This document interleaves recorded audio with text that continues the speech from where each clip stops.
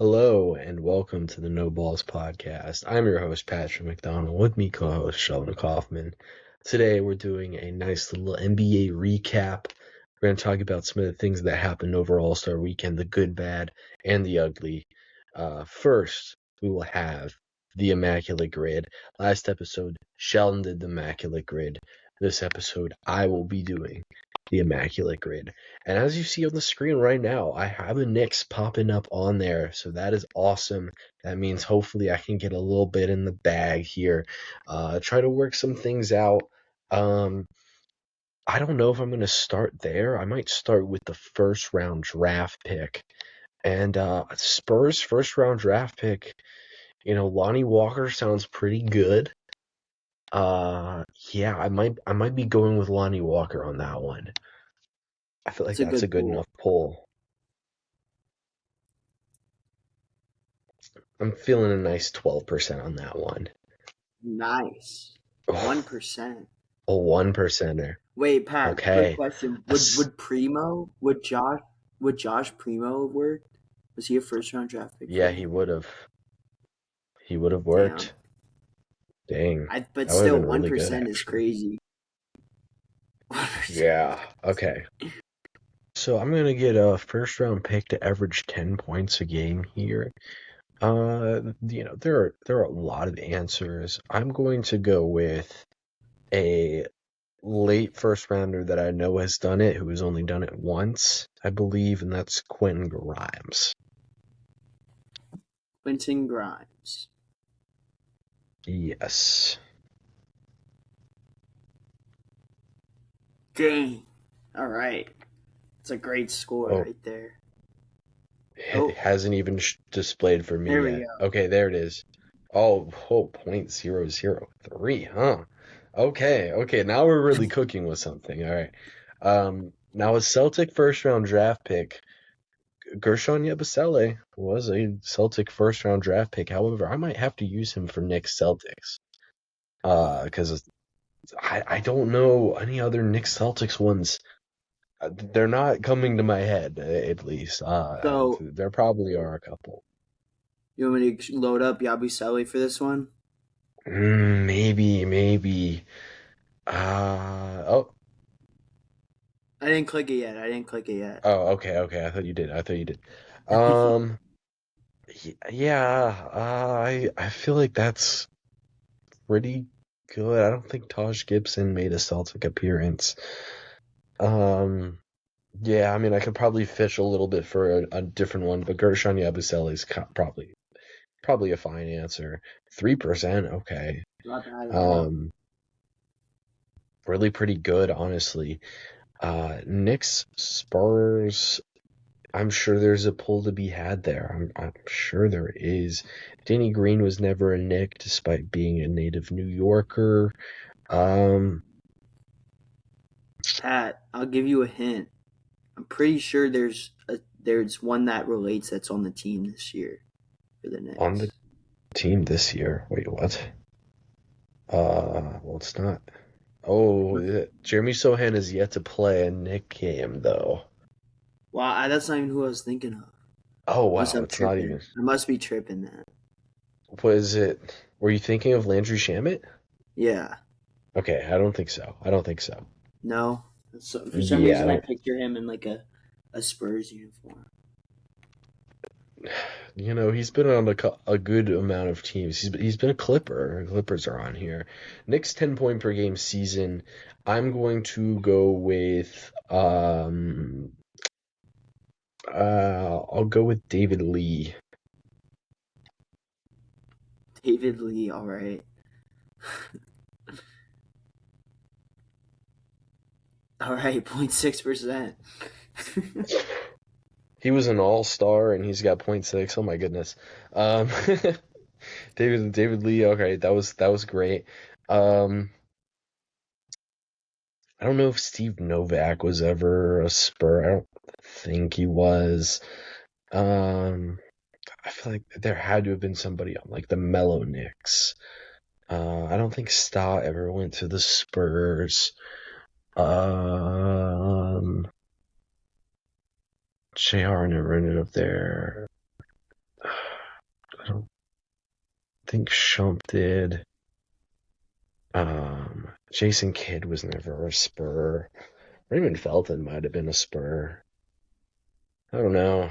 Celtic first round pick. I can let me just get Romeo Langford out the way. uh, that should be a good score. 3%. Okay. Very notable bust in Celtic history. Celtic and a Clipper. Why do I feel like there's like not there's a really big one? Yeah.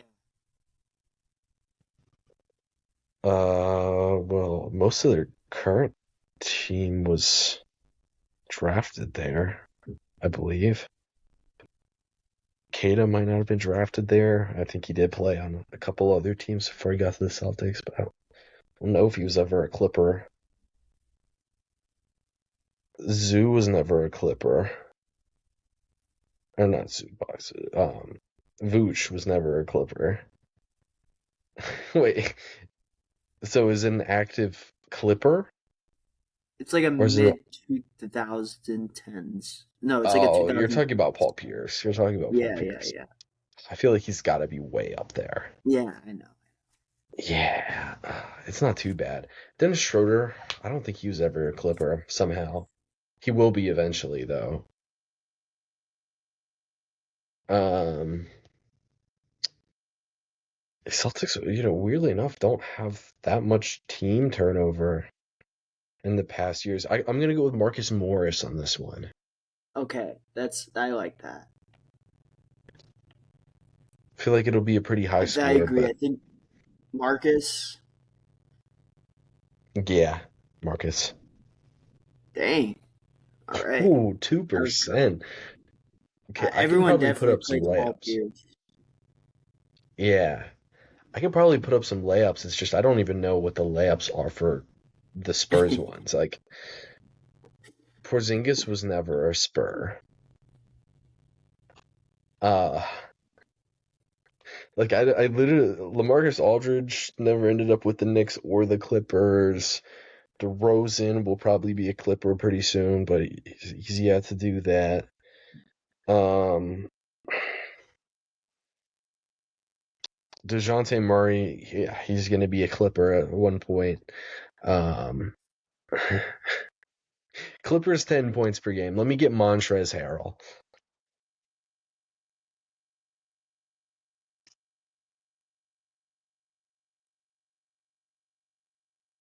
Montrezl. 0.8. All right. 0.8. He won sixth man of the year. Guys, come on. Come on. That's pretty. Yeah, it is pretty Now we got to get crazy. deep. Now you got to get deep in your bag here. Yeah, I wish Spurs and Clippers, I wish they were switched because then I could pull Isaiah Hartenstein for Clippers Knicks. But that unfortunately is not the Not the case. case. It's not. I don't know if Lou Williams was ever a Spur. Um, darn, I'm literally gonna waste this just awesome board that I've I assembled. know. Ah, Daniel Tice would have been a great one for Clippers and uh Celtics. Yeah. That would have been a banger. Clippers. I don't think Mike Muscala. I don't remember him ever being a Spur. I'm pretty sure he was a Clipper. Um, Geez, I'm really dropping the ball here. Do you have any idea for any of these? I'm trying to think. Like DeAndre Jordan wasn't a Spur. JJ Redick wasn't a Spur. JJ Redick was not a Spur. Was Matt Barnes a Spur? Mm. Maybe. The I problem gotta is think. with the Spurs and like the Spurs, their team is very consistent. Like since Yeah, the Tony Parker days yeah. They to the don't have Kawhi as days. much. roster turnover. Yeah. Davis Bertans was never a Clipper or a Knick, thankfully. What about Um, like some players after the post Kawhi, or not the like the post Harden and Harden and oh wait, I don't even know what I'm saying. I I don't know don't know what I'm either. saying. John When Wall the didn't Spurs were appear in anything. like before they got Wemby. Yeah, So that's what I'm trying to think. Harrison Barnes was never a Clipper. Darn, I'm really gonna waste hey, this. you might just have to guess Sohan for this one and I pray hope that they they give it to count. me. Maybe, honestly. Uh, Clarkson was never a Spur. I gotta think of like the bad Knicks, the really bad Knicks. Like Tim Hardaway Jr. was on those teams. Obviously, he was never a Spur. Jeremy Lin? Has he ever? Ooh, he's a Laker. He was a I feel like he was not a Clipper. He Spur. was a Rocket. I don't remember Net. him being on the Yeah. Spurs. Um. What Josh about? Richardson was never a Knick, but Damn. was he a Clipper? Ooh. He, I don't think he was. Oh. I don't think he was. Darn, this really sucks. Are we going Ah, Sohan? yeah, let's just give it Sohan, I guess. Oh. Yeah. Oh, yeah, he's yet to play with them. Darn. Do you want to go Josh Richardson? Yeah, let's give it Josh Richardson. All right. Here's He the was big also reveal. not there. What were the layups that I missed? Okay, Chris there's only Paul. three. Yeah. That's a big one. Damn. Oh, Chris Paul. yeah, that was right there. T And Mac. I T Mac said was the I most and I was common. I was thinking of those Lakers, like the Yeah. what's it called? Show the Knicks Clippers Spurs or ones. Clippers, the Lob City Clippers. Can you see that? These are the top players: Terry Cummings, Maurice Cheeks, Rod Strickland. Yeah, honestly. That's tough, man. Yeah, not too mad about those. And then Clippers and Spurs. Kawhi Oh, Leonard. David Lee would Yo, have how fit do we that miss one. Kawhi Darn. Leonard? How do we miss Kawhi Leonard? Oh, oh my goodness. Yeah, we did miss Kawhi Leonard. You get too focused on the deep pulls. You don't worry about Mister Oh my Aspiration himself. gosh, yo, that's bad. Oh, That's that's so that's rough. I literally said That his is bad. name That is too. really I bad. said his name. I said Kawhi Leonard. That's a good Oh, segue though that's really bad. into our topic today. Though. Yeah, we'll be Good talking segue about into the the All-Star topic. I game where feel like. Kawhi Leonard. Yeah, Kawhi Leonard had quite the performance in the All-Star game. We'll preface this with Sheldon. Did you watch this year's All-Star game? I missed the first game. I watched Kawhi go crazy, and then and I saw the 2 game winners. Let me look because so I can remember. Okay, so I saw the Stars versus Stripes game where Ant hit the three and like had cut down the lead and went on like a 7-0 personal run, and then De'Aaron Fox hit a game-winning three to put them ahead. Then I watched Stars versus World where Kawhi Leonard went insane, like you said, and then I did watch the final game for a little bit. Like after they got off to the 13-1 lead, I kind of turned it off.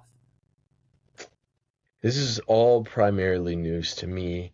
A lot of people did enjoy this All-Star game, the All-Star weekend. What did you think about the formatting of this new All-Star game? Thought it was interesting. It was definitely very different. It seemed like there was a little bit more defense, which everyone loves. And I mean, the games were super competitive up until that last one, which was really fun. I mean, watching the that Stars and Stripes game one was really fun because you know you had Ant just absolutely locking in, like really just cooking KD, who had a rough All-Star game and a rough All-Star break. He just missing a lot of shots, but it was the All-Star game. But seeing Ant go crazy and like bring all that intensity was really fun to watch. And then seeing De'Aaron Fox hit a game winner with a second left. I feel like all the games were quick too. Like you didn't have to sit down too long when watching them.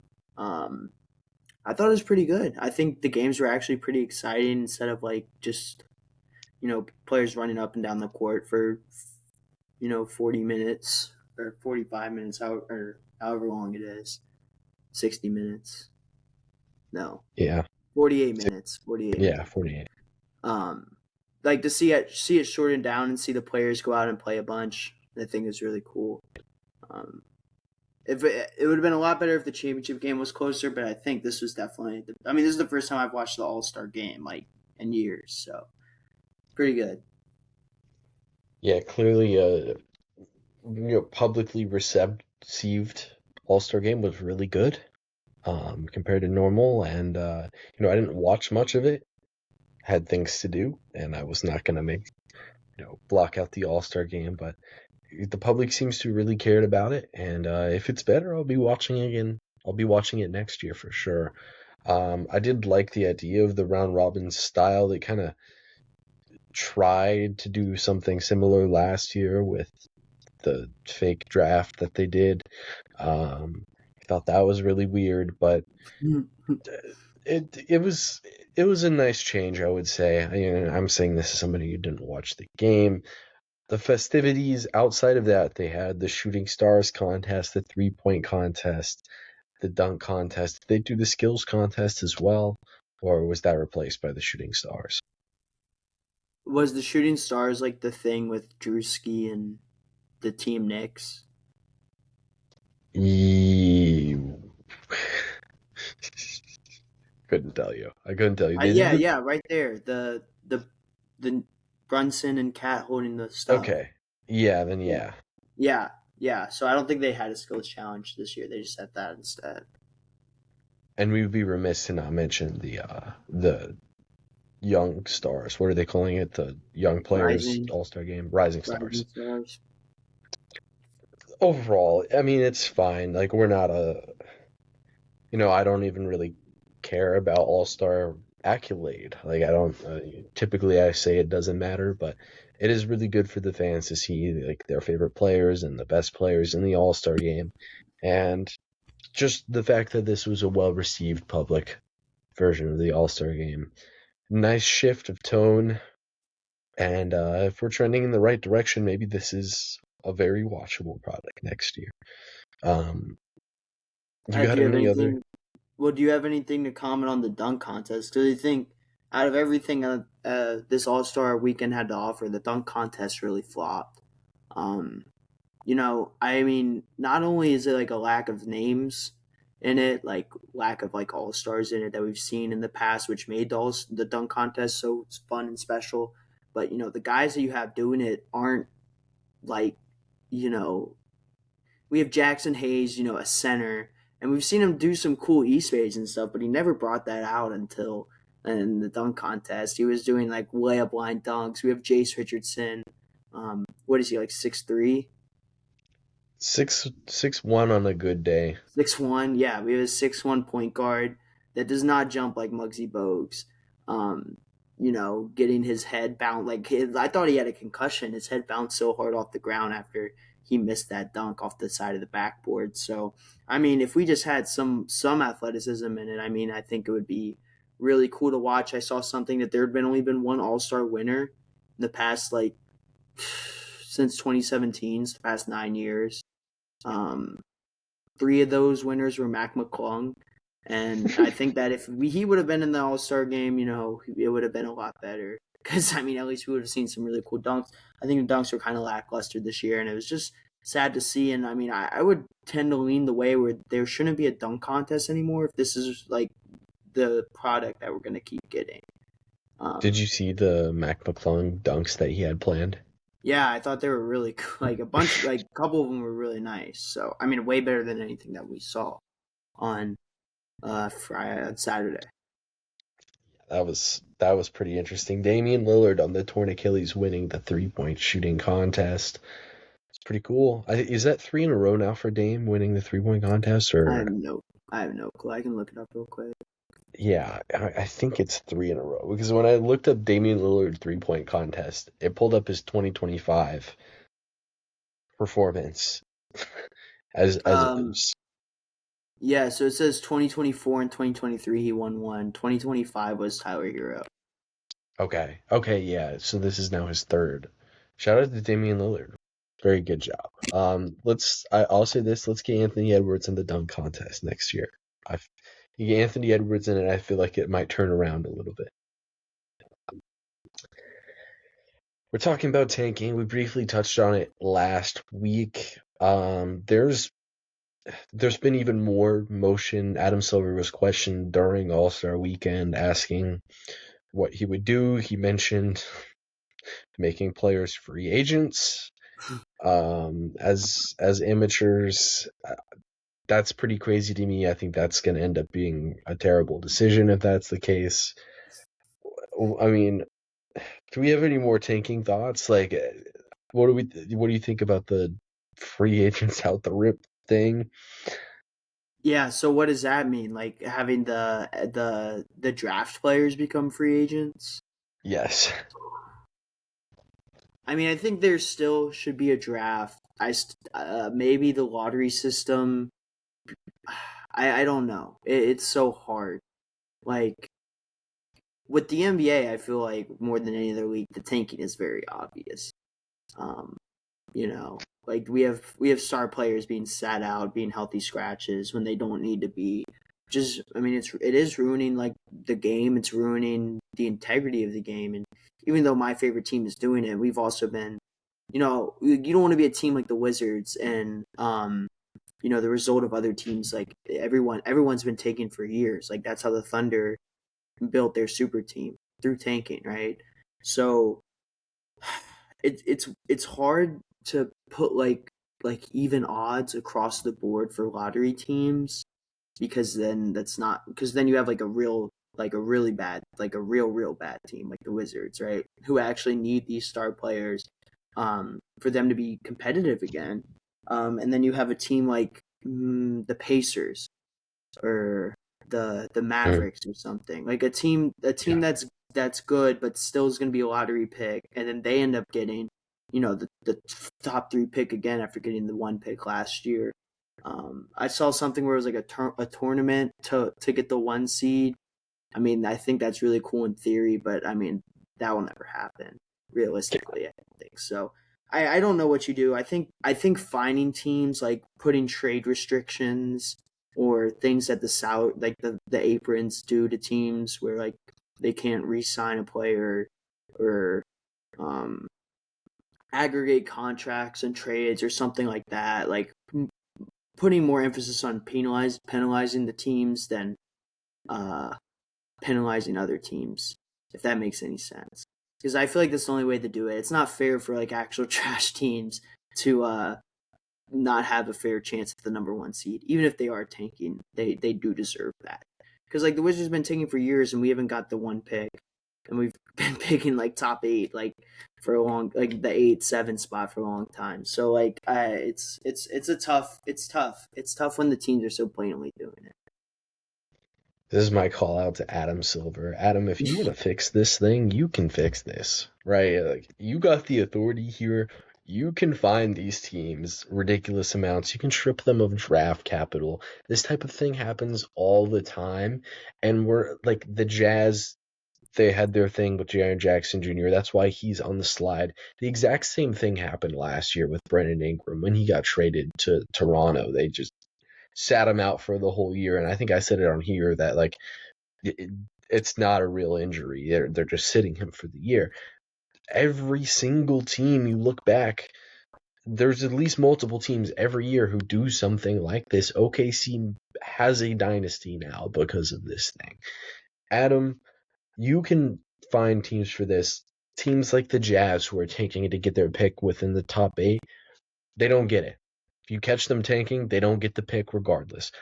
If you want to go even more extreme, OKC will get the pick regardless of where it falls. maybe that's crazy extreme, but I think that's how it should be. If you really think they're tanking, and maybe you don't even have to tell the teams about it. It just they figure out on the lottery. Or, and here's maybe this is gonna sound really stupid, but you have a NBA draft committee, like the college Oh, football playoff committee,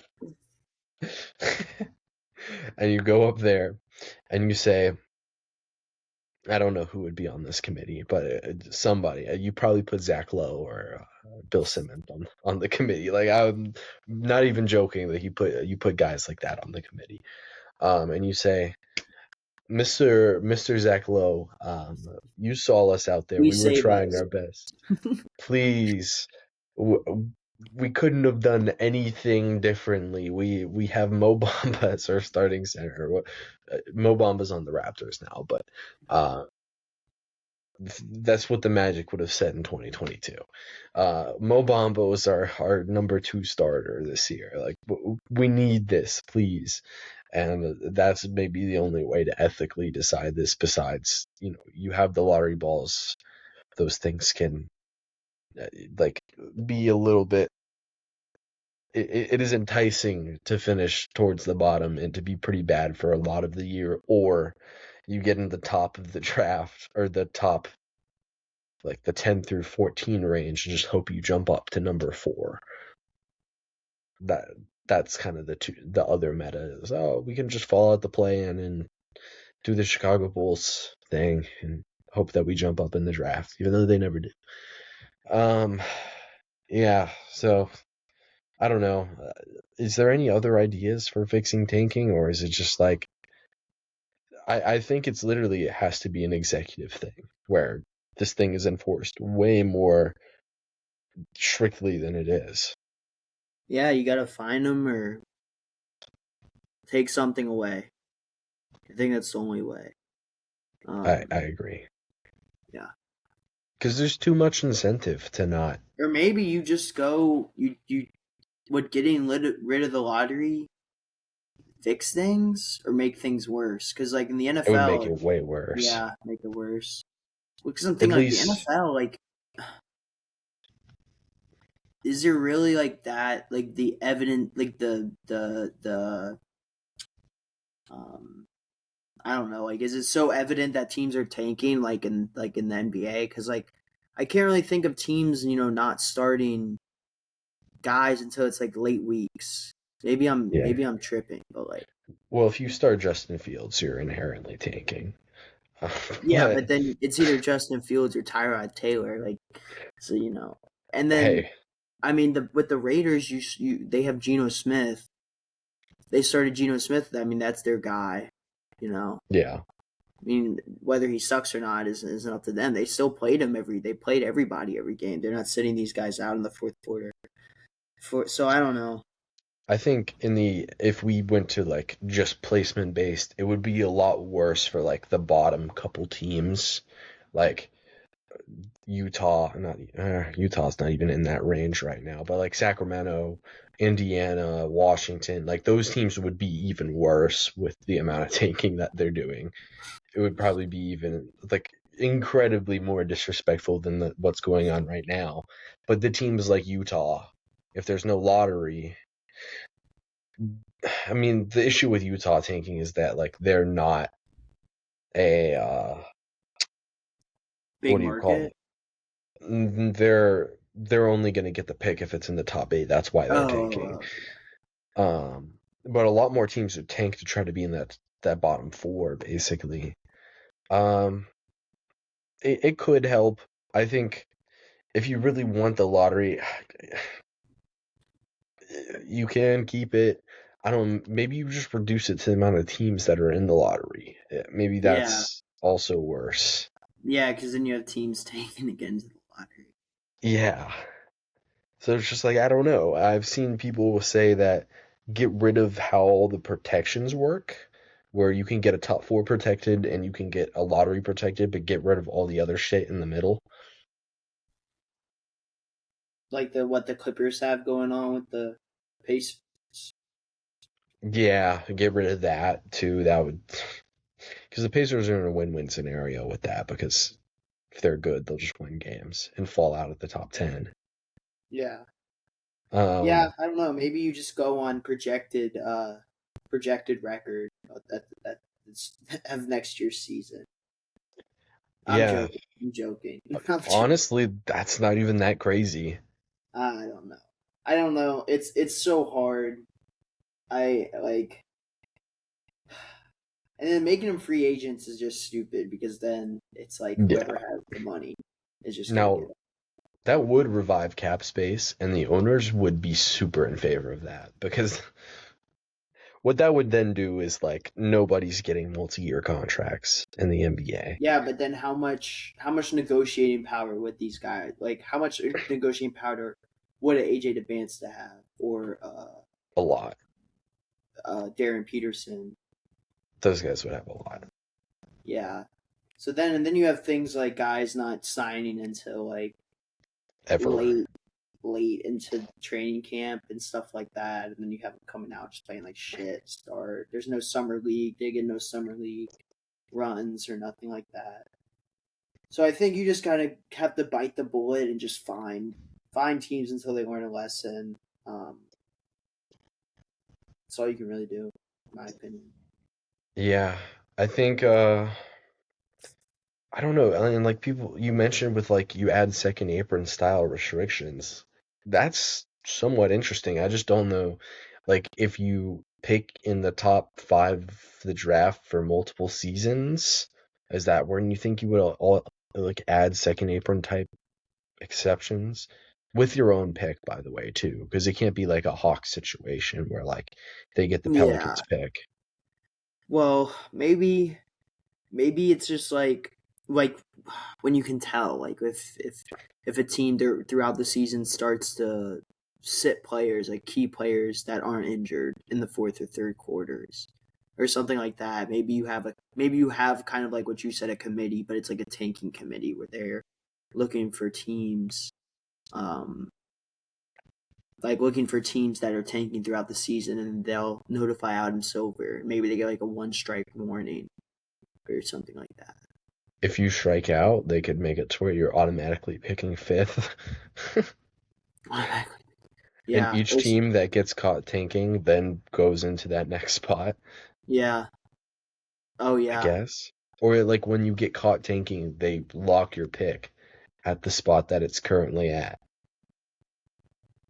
Mm, but then what if that's like the third spot, and they've been well, I guess if you, I don't know. It's so hard. The one issue Maybe with you that just put though, the restrictions on them, or take away like future first round picks and second round picks, I think that's the smart thing. You take away future tradable picks, or just make them untradeable, I guess. or maybe Yeah. something with negotiations with like bird right players or something. Like Ooh. maybe a team doesn't get a player's bird rights. The player you draft, you don't get their bird rights. Ooh, Yeah. I like that. That's pretty good. That'll make him stop doing it. I was gonna say the way you make him stop doing it is like if you get caught tanking, your pick gets locked in at the spot you're at, and then if a team jumps up in the lottery, you're gonna move back another spot. So then you're Um. doing the opposite of what you're trying to do, which is Yeah. move up in the draft. Maybe there's so much to think about with this tanking garbage. Yeah. I agree. Uh, It's a unfortunate. lot of positive press for the Kings recently because they think that the Kings are doing the ethical tanking, and I agree because we I talked about it Yeah. preseason. Yeah, and it's true. They will be up a bunch of points, like a 10 point lead, and then they put it, and then Demar and Zach LaVine will be on the court, and they will still lose the game. Like, is Zach LaVine out for the season, or was that someone else I read? I don't know, but that might ruin their chance of getting the number one pick. I don't I, think. I I don't don't know. I don't remember seeing a Zach LaVine injury. Yeah, they've just Oh oh yeah, yeah, yeah. he is going under. Yeah, Season-ending injury. darn. Well, the Kings, we can just go ahead and move them up 2 spots in the draft order. They're going to It's be now huge for the picking third Wizards. instead of first. Yeah. Darn. And we talk about all this ethical tanking stuff, but we do not want the top players to go to the Kings. It's like, you know what? Let's actually send them to Utah instead of the Yeah. Kings. They can have some Uh, sort of a chance. yeah, let's keep Caleb Wilson away from there. If Here we go. Here we go. If you don't have Twitter, the KD files have leaked. If you don't know, they are not redacted. Everything in there is shown. It's wide open. Yep, open book Kevin Durant is to people people he met on Twitter, strangers. Pat, how do we get in these group chats with them? I don't know, but I We need gotta to find start. out. We need to start posting more KD glaze. I guess so. I guess so. Um, What do we what do we want think? to start with? Well, what do we think the craziest call out was of a former player slash current teammate? The Steph Curry one. If you don't pass Steph Curry the ball, you get cut or whatever he said. Fuck yeah, yeah, it's Steph Curry. Give him the Or when fucking he ball. said, did you see when it was like, I tried holding Steph Curry accountable in film, and people started looking at me like this, and it was like a crazy face. That one was at least kind of funny, but Really, you didn't like that one? I thought that one was it, pretty. it was funny. It was funny. Well, out of the Steph ones, I think the craziest one has to be calling Jabari Smith that word, man. Like Yeah. that is insane. And saying that you can't trust him and not to give him a technical free throw is pretty crazy. Um, I mean, That's calling what that Alperen was. Sengun, calling Alperen Sengun fat and slow, and he can't shoot or play defense. That's also pretty crazy too. Um, Maybe I think the craziest thing was calling Russ a triple double cocaine bear. That one was that one was pretty crazy. I thought. I see that as a compliment though. I do see that one as a compliment. I think so too. I think Russ would as well. Yeah. And then Harden got a good shout out from him. Um, like what is this? What does this mean? What does this mean? Does this mean like for the Rockets? Like how much team chemistry has now been broken? Do you think? I mean, Kevin Durant was literally on his phone the whole day on Sunday, like warm ups, interviews, the like this when he was being announced in the lineup. Like he's trying to do a lot of damage control, but I don't think it's going too good. Yeah, he's over there texting because Şengün was at the game too. He Yeah, got added onto the All-Star game. I don't actually know if anybody's like gotten any clips of them together at the All-Star game. yeah, I But haven't seen him. yeah, I don't really know if I've seen any either. But they had or imagine being Jabari Smith Jr. You're chilling at the team facility, getting your shots up during the All-Star break. You've had a rough month, and Kevin Durant's talking crazy on your name. Oh, like Jabari Smith, who like admittedly like looked up to Kevin Durant as a kid, like KD solidified himself as probably one of the worst teammates in NBA history. It's worse than Draymond, I think. Like, Yeah, I'm reading this right now. He's saying, Reed Shepard let Dennis look like John Morant. I'm so sick of Steven Adams. We need some offense on this team. They ain't getting targeted on defense. LOL. That's crazy. Oh wait, no, that wasn't. Oh wait, yeah, that was him. Hornets got better young players than the Rockets. Me on the Hornets over me on the Rockets. And then did you see the Kawhi text when it was like remember when Kawhi got replaced at the Olympics? mhm. And then he texted the group chat and said, "Hey gang, it was mutual. Good luck." And then he put the hand emoji like the That's good insider info. I'm glad we got that. yeah. This I mean it's crazy, man. Like he's I mean, this was like his worst nightmare, I'm sure. And the fact that he was talking so crazy on these burners is also pretty insane to me. Yeah, I mean, I think that's a really bad look. A really bad look for KD and the teammates. And then like I just I don't know. I would not want to play with that man after those things were not only said about me but also viewed to the whole public. So like it's gonna be interesting to see. Like I might have to tune into the Rockets' first game back from the break. Got to, because these things were kind of starting to boil over in their games. There was the viral clip of him yelling at Şengün against the Hornets game, which is probably the game that really inspired most of these tweets. Not even tweets, they're DMs in a group chat. Shout out to Kevin Durant. Come on, dude. This is really starting to make everything line up with what happened with Brooklyn and why Yeah. why was the Sun situation so terrible? Well, it's because they had Stalin and what do you say? Stalin and Mussolini, Hitler. Oh, Mussolini. yeah, Stalin and Mussolini with Bishop booking. and Booker. Oh, What a awesome. that's I get it. He's got to be the funniest, like craziest player in the league. Like you're a top 5 scorer, like pure scorer of all time. You're 40 years old. You've been in the league for like 20 years. You're still doing it on a consistent basis, like putting up 25 a game. Yet you're like on Twitter more than a 16-year-old. Like, and you have so many burner accounts. It's just crazy. I mean, burner accounts are cool. I feel like, except like when you do something like this and talk hella shit. So like, Literally fans, yeah, not other players in the league too. and It would be different if he was like being texting like Kyrie, I guess the only player he's ever got along with is Kyrie. He'd be like, "Yo, Kai, these guys are yeah, crazy. Şengün doesn't play defense." No, he's talking to NBA and fans. like, how are you gonna trust them? Like, you gotta know something's gonna go wrong at some point. Like, you cannot trust them boys.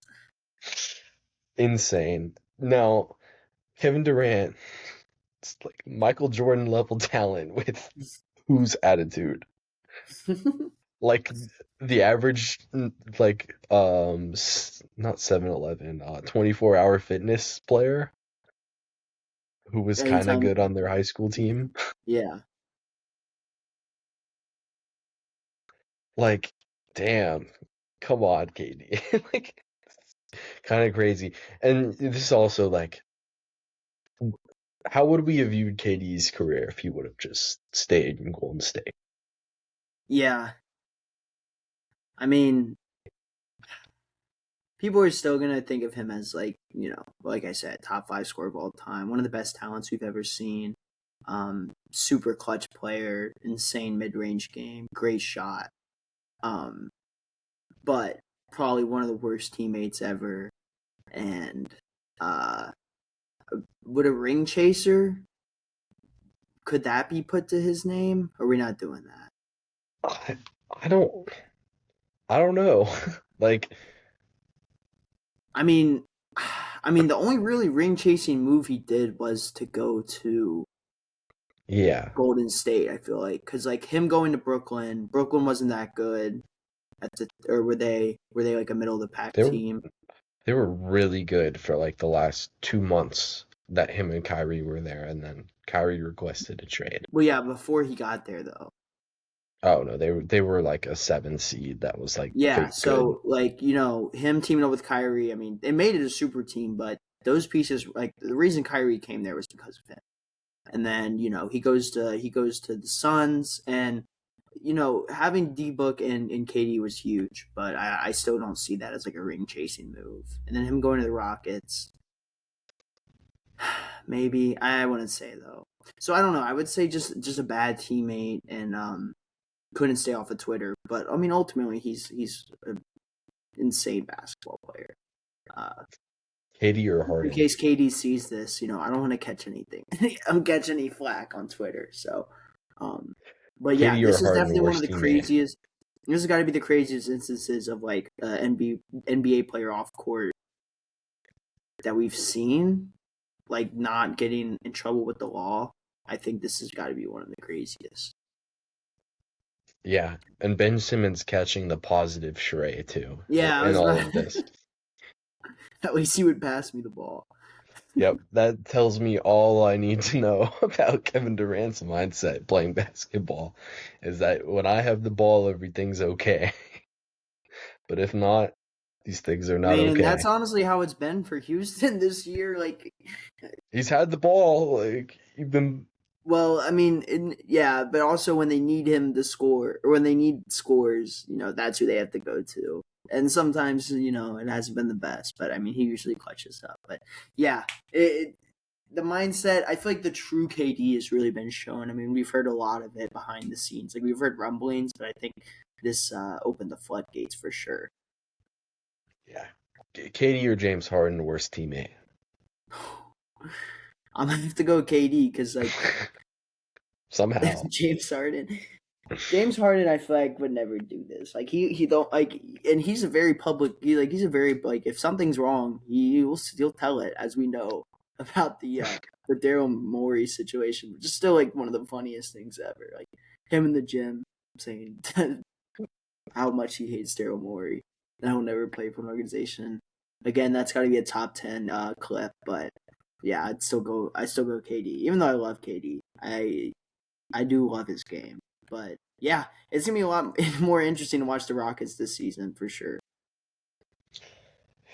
Yeah, it's gonna be great. Cinema. We're gonna talk about the draft. Um, Ooh. this is very much open, no direction really chosen here. Early talkings about this draft is that it's very good. This is the draft everybody's tanking for. Who do you think is the crown jewel right now that teams are eyeing and saying that's the guy we want to jump into number one for?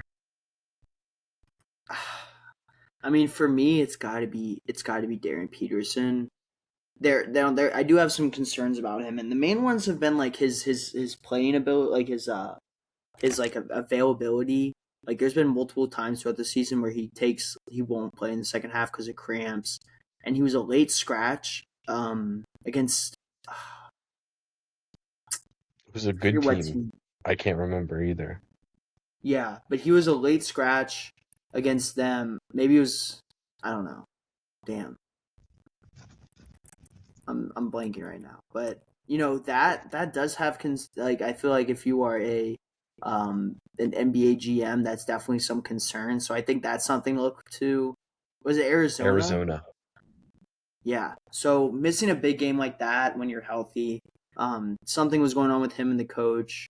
But I mean, this dude is an absolute baller. I mean, straight pure scorer. I mean, we saw what he did against a guy who's being considered for the number one spot as well, AJ DeBansta. He dismantled him offensively, and DeBansta is known like his mo is that he's a good defender, a good long defender, and Darren Peterson cooked him. Like he didn't even play in the second half. That's how good he did. I'm pulling up the game stats right now. He had 18 in the first quarter. Only played 20 minutes. 3 for 5 from three. Against Texas Tech, he hit two of the nastiest 3-pointers that I've ever seen. Coming off screens, moving, shooting, and just absolutely drilling them, looking confident. I think he's a game changer offensively. And if you're picking first, that's who you're gonna get. 100%, no doubt about it. Yeah, I'd say my answer is teams are looking to just get into the top four with this draft. A lot of, we have these four guys on the screen with Devanza, Caleb Wilson, and Boozer on top of Peterson, who you just mentioned. This is a strong top four. I would say, we obviously still have conference play and then tournament play, but these four guys are all guys who could have been number two last year in last year's draft. I don't quite think I'll have any of them exceeding Cooper Flag. I think if we get a good run of health from Peterson and like he takes a little bit of a stride forward as a facilitator and scorer, even though he's already pretty good at those things, he could potentially get into that Cooper Flag range. But this is a really strong class. Outside of these four guys, and you can shine a little bit of love on you know, the Bansa, Caleb Wilson, and Boozer if you would like. But what are the other guys that we really need to look out for? Maybe even some key games coming up. Yeah, Pat. So on Saturday, I think so. The big ones to watch is Arizona versus Houston at 3 o'clock. Bunch of guys there. For Houston, you have Kingston Flemings, who's a top 5 projected pick.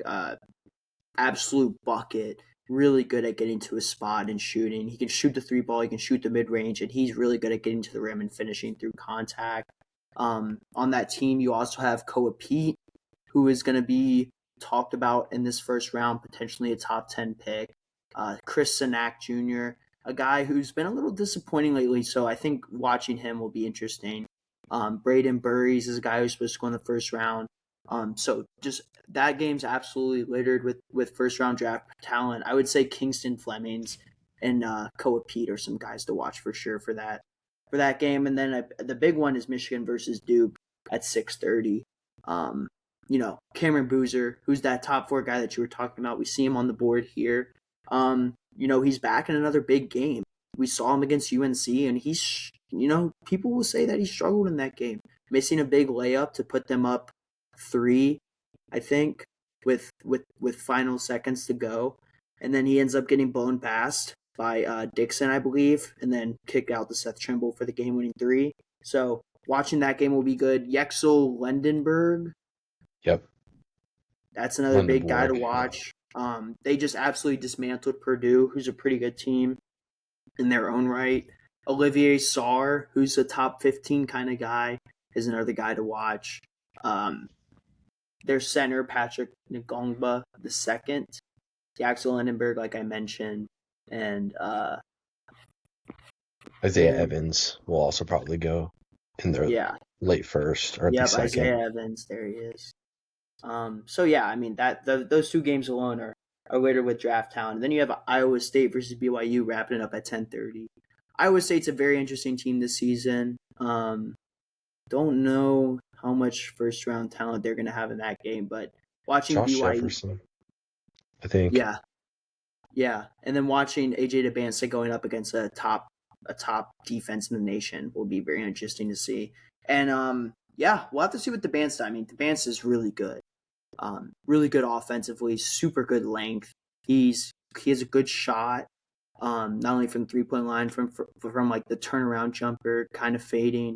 Knows how to get to his spot, and he's a great dunker and finisher at the rim. Definitely don't want to get. You got to find him in transition, Pat, because he will absolutely bring the roof down. And then Caleb Wilson, big injury from him. I do see him coming back this season. I don't think it will affect his draft stock too much. But yeah, I'm excited to see that. I think Kingston Flemings is a big one for me, and Michael Brown Jr. is a guy that you should be watching for Louisville. This kid is a baller. He went absolutely crazy against NC State the other night, and his 3-point shot is silky smooth, and he can shoot it off the dribble, step backs, moving, hand in his face, 2 hands in his face. It doesn't matter. He had 27 points tonight off of 4 threes for Louisville. And then in that NC State game, he had 45 points, Pat. Jeez. 45 points, 10 threes, 10 for 16 from 3, 14 from 23 from the field. He's really good. I can see him becoming a really good point guard. And he had a slow, injury-riddled start, too. Exactly. And he's 6'5", so you're getting good size. And another guard that I think is really interesting, I mean, he's a little undersized at 6'3", but Darius Acuff Jr. has been balling this season. I think he's one of the most underrated guards in college basketball right now. So I think that he's definitely someone to look at. And 21 points per game, 6 assists, shoots 50% from the field. Just really good stuff, Pat. And he's a good passer. Nate Ament is another guy that you should look at for sure. Really good shooter. Good size too. Good defender. If he can polish things up, heading into March Madness and things, I could I wouldn't be mad at teams maybe taking him over Cam Boozer. Might be a little bit of a stretch Oh, right now, but scorching. yeah, I don't know. I'm a little. I think Cameron Boozer can find some good fits in the league, but there's a lot about his game that has concern, as opposed to these other top wings who are super athletic, super mobile, and have a lot of different facets to their game. Yeah, I'd say with Boozer, he's the one who always gets faded out of, the top of the draft. I don't know if I'm ready to fade him outside the top four. I don't, even the top three, I might still have him comfortably over Caleb Wilson. Do you know if Caleb Wilson's going to play the next Duke UNC game? Because that dude, he plays so hard all the time, and it was especially present against Duke. Yeah, like that's what I rave about with Caleb Wilson is like how hard that dude plays. Um, Yeah, I don't know what the time return is, but they definitely are gonna need him. For sure. Let's see. Duke plays March 7th. So yeah, there's potential. I mean, it's like in almost a month. You almost have a month of recovery time, but they yeah, could also just wait for him to be healthy for March Madness. But also UNC might be missing him so much they need him to play to boost their resume. So we'll have to see. yeah. Shout out to Keaton Wagler. He's another Yeah, interesting taller guard we should mention. Um, Pat, what do you think about Jaden Quintance? Have you done anything on him? Because he has not played a lot this season, but he has a lot of hype and a lot of, and it's well deserved. But I've been seeing him top 10, and I really haven't seen too many games from him. Like every time I turn on Kentucky, I think I've only seen one game. Um, I really don't think he's yeah. played that much this season. I mean, most that I know about him is that, last year he was a 17-year-old playing college basketball at ASU. He's now at Kentucky this year. He's only played 4 games. He's been injured for most of the year. Like, there's clear upside with Jaden Quaintance. It's just like, I don't know. He's a guy to watch because he really hasn't played this year yet. And he's a really good defender as a 17-year-old freshman. Um, and now he's like, he was younger than Cooper Flagg. He was so young that he was ineligible to get drafted. So, um, It's crazy. he's yeah, it's tantalizing, is what I'll say. I'm not sure what the return table is for him, but preseason I definitely did understand like the top of the draft buzz for him. Yeah. Shout out to him. Um. Yeah. I mean, there's like some very interesting. I mean, this draft class is riddled with talent, riddled with shooting, riddled with defense. Um, it should be really interesting. I think some second round guys to be like that are really intriguing. I think JT Toppin, like he's slowly been building a case. I know he doesn't have too much like NBA stuff. Like he's kind of shaky from the three. His best shot is the floater slash left hand hook shot. He's such a good defender though, and he's so clutch. He's like very slowly making his name for national player of the year. And I think he could be a fun ad for a team. I mean, he's averaging 21 points per game and 11 boards. So, uh, definitely the best post scorer in this draft. So I think he's interesting to watch. Um, Flory Badunga from Kansas is really good. Chimulu from Florida, I really like him. I think he's really good. Like I sent you that reel the other day where he was locking down all five Yeah. positions. Good rebounder as well. Yeah, like and then you have a lot of guys. This is gonna be a fun draft, Pat, and I can't wait to just keep looking more and more. And then you have like a guy like Braylon Mullins too, who's an absolute sniper for UConn. Hans Steinbach from from Washington is gonna be a fun prospect, 6'11" freshman. And then you have the Baylor twins, Yusufu and Cameron Carr, who are very athletic. very athletic guards / wings that can shoot the ball. Cameron Clark can shoot the ball lights out. Like he's a really great shooter. Yusufu's more Yeah. athletic, more Yusufu tough will shot. shoot the ball, hit the rim, or hit the light and make it fall out of the ceiling. Yeah, He's like, if you've never seen Tonde Yusufu, he's filled out already, and the shot is a work in progress for sure. But he has yeah, no reluctancy to let it fly. yeah. I mean, against AJ DeBance's BYU team, I think he had 27 points or something like that, and he was making like tough turnaround jumpers. I mean, tough ones, and also he's really athletic guy. But I agree 100%. The shot is definitely still a work in progress. Yeah, But yeah, do you have any guys, Pat? Maybe any sleepers that you've? Are you still? we went through so many guys. Yeah. I like the Badunga shout. I think he would be a guy probably going like near the top 15 if he wasn't like a 6'7" center. Um, Richie Saunders, I think, is going to be somebody who I'm just going to talk myself into for every team in the Tore his 30s. ACL, Pat. He did? Yeah, No. When did this yeah. happen? Like I think last game. That's the white guy from Ah, BYU, right? yeah, the Yeah, upperclassman guy. Jeez. yeah. Uh, That hurts. Yeah, Where look, was he? Where do you know where he was being like? between the 30 to 40 range. Still. Yeah, that Yeah. sucks. Like he's nice. Dang. Yeah, because Yeah, he was gonna be like somebody who I was like every team 30 to 40. I'm gonna say, yeah, if you're good, take that guy. But yeah, the torn ACL is a tough wrinkle for that. Um, we'll move forward. We'll talk about Mr. Chris Paul. Announced his retirement from the game. Had a great NBA career. yeah. Too bad. Sorry, I go don't have ahead. much else. I was just gonna say, man, too bad that the league did him dirty after all the work that he's put in and all the stuff that he's done for the NBA. Um, getting pretty much kicked out of the Clippers because he wanted to win.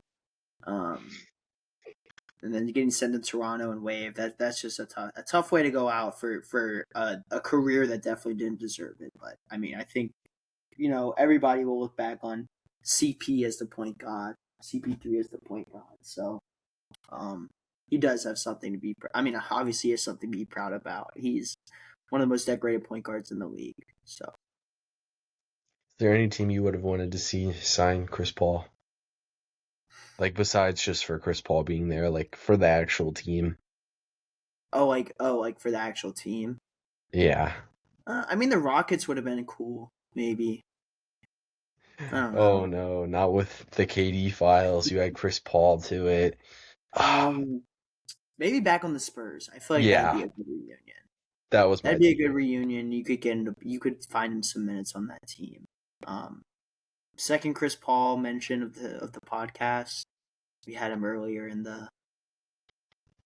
um the Immaculate Grid. Shout out. But Oh yeah. Yeah, I would have loved to see the Spurs bring him back because he kind of did seem like a good guy to get that culture rolling. And even if he like never played, Chris Paul put him on the fast track to be a good head coach one day. yeah, Um, maybe he runs for president or something. hell I'm yeah. sure we'll hear from Chris Paul here the next couple of years. We will now talk about this headline. We got Mr. Shams The goat. put up the Tony Snell numbers in the celebrity game, but that's okay. Um, the Board of Governors is expected to discuss expansion over this next summer. And I believe they're also expected to vote on whether or not they are going to expand to two teams. Shams has said the favorites, like we expected for years now, are going to be Seattle and Las Vegas. Any thoughts on this standpoint? Las Vegas. I think Seattle's good. Las Vegas is going to be fun. I think that's like you have the summer league games there every year, so like there's already a decent little NBA crowd with all the gambling. You're gonna have hella fans, and I'm sure that you're gonna put casinos and live betting venues inside the stadium, right, Pat? So there's a bunch of revenue to be found there. So it makes a lot of sense. I think Seattle's going to be like more nostalgic, and like I think teams are going to be a lot more, or players around the league, fans around the league are going to be very happy that Seattle's getting a team again. Las Vegas is going to be fun. It's going to be crazy. But like we've seen good expansion teams in the past with the Golden Knights in the NHL. They were an expansion team in like 2017. Made the Stanley Cup. A couple years later, maybe the year of being an expansion team, and they've been pretty good ever since. And they have a very strong following of fans. So I think that Las Vegas is a good sports city, especially for the NBA. Players are gonna love going to Vegas too. Yeah. It's gonna be fun. I don't obviously the Seattle team's gonna be the Supersonics, but are we thinking about the Vegas team? Maybe another card, like a play on the cards. You can't go aces. The Las You Vegas can't. You deck. can't. You can maybe go king. What did you say? Oh no, they already have the Kings though. Oh yeah. I feel like, we should just Maybe an animal. we could just get rid of the Kings. Wow, that would solve the NBA. That would solve the tanking problem. Actually, No, no. not really. Yeah. The Kings are I like an don't know. important part of every cooked NBA career. Like it's a step Yeah. you gotta check the box on the way out. So I don't know. I said the deck. The I don't deck. really like it. Yeah, I don't know. I I don't really have no clue. I think maybe an animal too. It's either gonna be something like a spin on like a casino game, or like an animal, or maybe the gamblers. I don't think that'd be a the good gamble. idea. The gamble, yeah, the Las Vegas gamble. The Las Vegas parlays. Ooh, I don't know. DraftKings, the DraftKings, Los Angeles, the Las Vegas bet MGMs. The Vegas bookies. Yeah, Ooh, let's I don't love that. know. It's just I don't know how to feel. Now, when expansion happens, players who are not currently under contract, and I see this getting misunderstood often. That's why I'm saying it. Players who are not under contract. So let's say after this season, who's an upcoming free agent? Austin Reeves. He's an upcoming free agent. And let's say there's an expansion draft this summer. The Lakers would not have to protect Austin Reeves until they sign him to a contract. Otherwise, Austin Reeves is not available for the expansion draft, and the Lakers could pick 8 other players that are on their roster. I see that commonly being misunderstood. If a player is not on the roster, they don't have to be protected, but they're also just not available to be drafted if they're currently a free agent. So, that's my little tidbit. And this also could change, but that's how it's typically worked. Which 8 Washington Wizards are you protecting? Is the real question. Johnson, Trey Johnson, Sar, Anthony Gill. yeah, Trey Young, Davis, Keyshawn George, Shane Penny at 6, Bub. 7. I guess Koulibaly. Yeah, probably. He might be a free agent though, so I don't think you'd have to. Maybe Jameer Watkins or something like that. Yeah, didn't he get converted? I would think so. He's actually he's fucking lockdown defender, like I said in the pre-draft. I Yeah, knew it. That boy nice. I like So Junior hopefully he'd stay Watkins. on the team. Maybe you protect Jaden Hardy. Maybe. I don't know. Um, Sharif Cooper. Yeah, that's what I was gonna say. Like, are you protecting Sharif Cooper? I don't know. Other than that, unless you have anything else that you want to throw out there, yeah, that'll do it for this one. Next week, not sure what we're gonna do next week. We could maybe bring back a redraft 2015. I think would be the next year that we haven't done yet. Maybe we do something else. I don't know. You and I will decide it, and we'll surprise everybody with it next week. We'll see you guys then.